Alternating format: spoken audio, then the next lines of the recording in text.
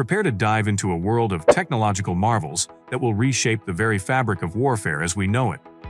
In this electrifying journey, we unravel the secrets behind a game-changing innovation that promises to turn the tide of battle like never before.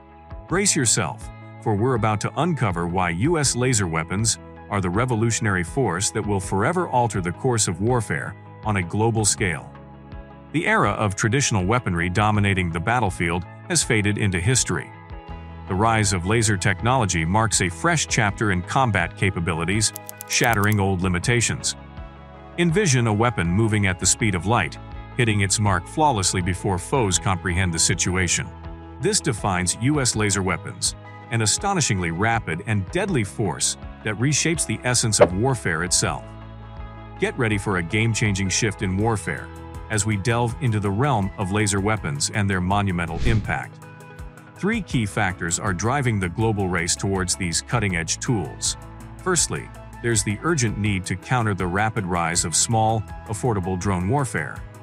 Then, there's the mission to neutralize incoming cruise, missiles, and hypersonic threats.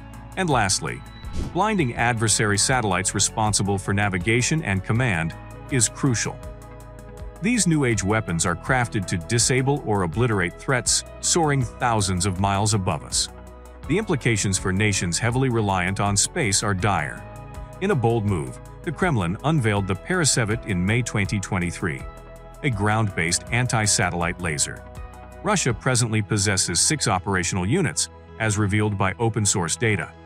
The Parasevit's aim is to disrupt or eliminate reconnaissance satellites from terrestrial positions, boasting an alleged range of 1,500 kilometers, 930 miles.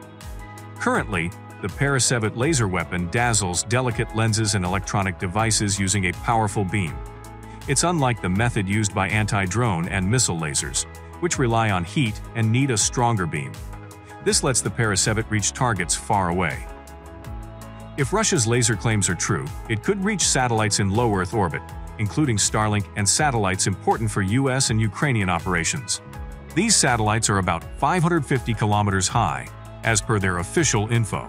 China and Russia are said to already have laser technology that can damage or destroy our satellites, according to Space Force officials. This has led France to spend around $5 billion on getting laser weapons for their military upgrade. The U.S. military is also investing $1 billion each year into developing directed energy weapons. Laser systems like the Parasevit are actually remains of older laser weapons designed for hitting far-off targets like satellites. The idea of using lasers to hit distant big targets goes back to the Cold War times.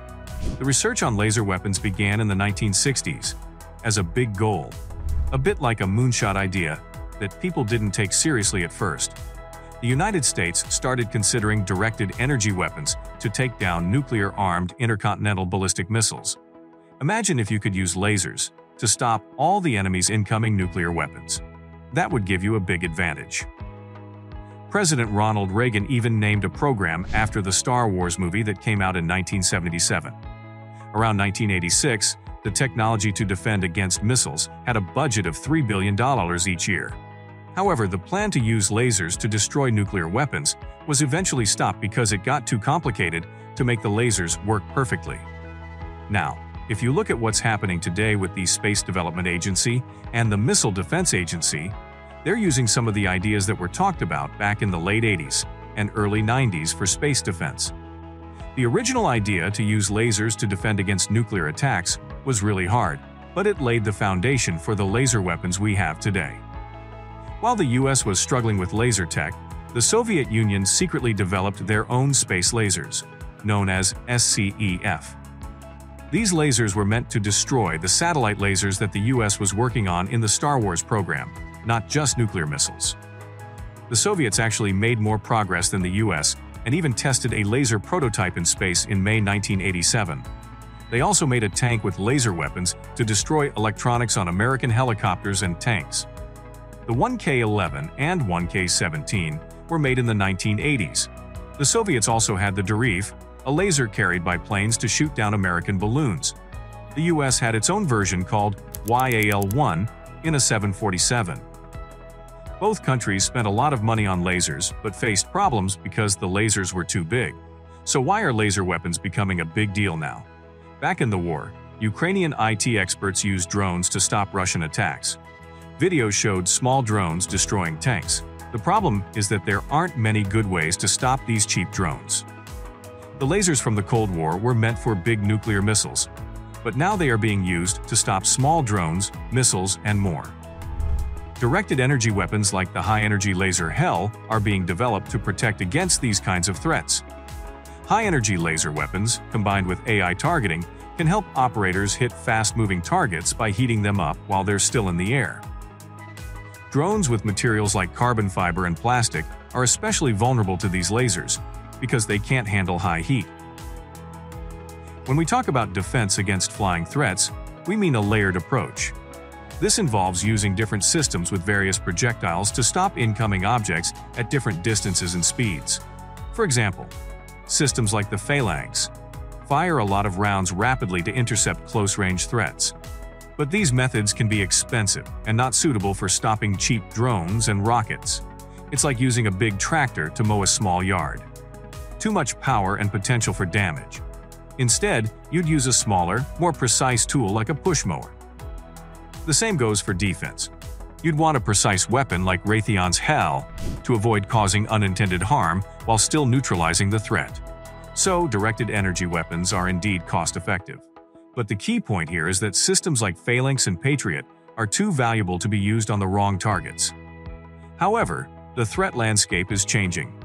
Drone swarms, loitering munitions, and even shorter-range artillery and rockets are becoming challenges for these high-cost defense systems. This is where incorporating high-energy laser, shell systems into the defense strategy comes into play.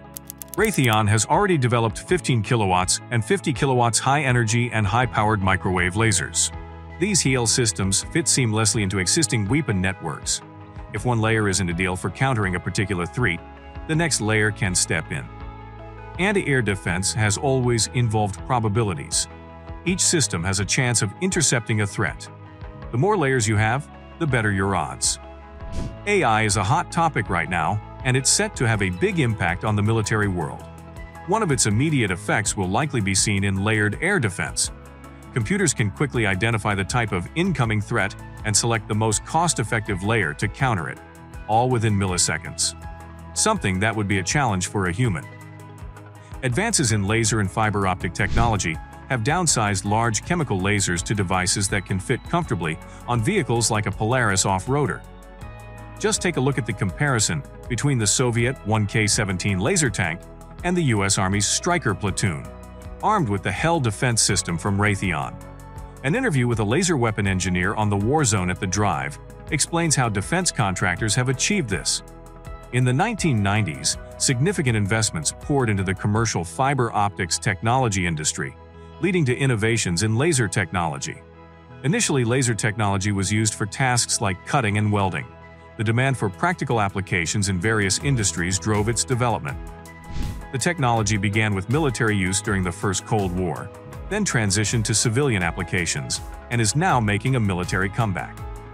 Over time, engineers have significantly improved efficiency in converting electronic power to laser beams, increasing it from 10% to around 30–35%. This progress has led many countries, including the US, Russia, Germany, India, France, Israel, Iran, and China, to develop and refine their own directed energy weapons in recent years. Thankfully for the United States, comments from Chinese researchers and PLA officers suggest that China is somewhat behind in laser weapon development. This is confirmed by the laser weapons showcased in China's 2022 air show. For instance, their 30-kilowatt LW-30 vehicle-mounted laser, while mobile, is not as agile as it might appear. The entire system includes 3 vehicles: a 30-kilowatt laser weapon vehicle, a command and communications vehicle, and a logistical support vehicle. This setup involves considerable fuel, maintenance, and has a large profile for a single short-range laser defense system. However, according to a 2022 report from the U.S. Defense Intelligence Agency, China might introduce higher power systems by the mid to late 2020s, extending their threat to non-optical satellite structures. Utilizing directed energy weapons for space-to-space combat, avoids many of the challenges faced by lasers on Earth and could greatly enhance their effectiveness. The effectiveness of directed energy weapons is often hampered by factors like weather, wind, and atmospheric particles, which can block or disrupt the light beam's integrity. However, in the vacuum of space, these limitations don't exist. If you found any valuable information in this video, I would appreciate your like and subscription. Thank you for watching Spare Parts Army. I'm Chris Cappy, your average infantryman. If you're interested in learning more about how laser technology is transforming the modern battlefield, be sure to check out this video here. It features my exclusive interview with Raytheon engineers discussing the innovative changes they're bringing to our service members.